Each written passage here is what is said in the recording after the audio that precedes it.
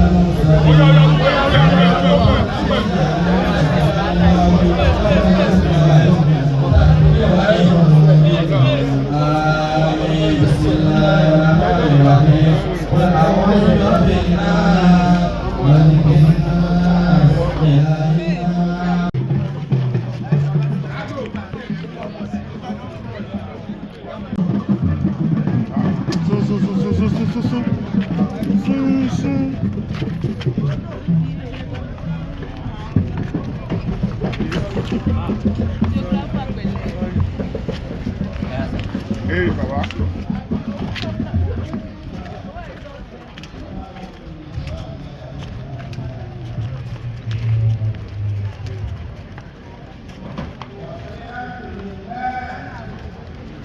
Àjọ bí ewé àpá àgbàlagbà. Actually.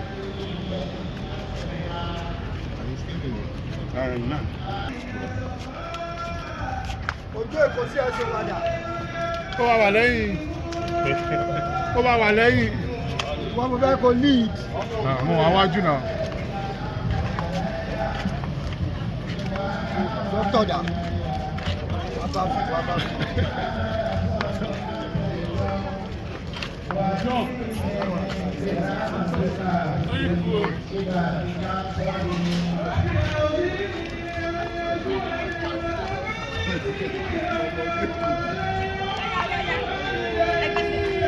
Thank you.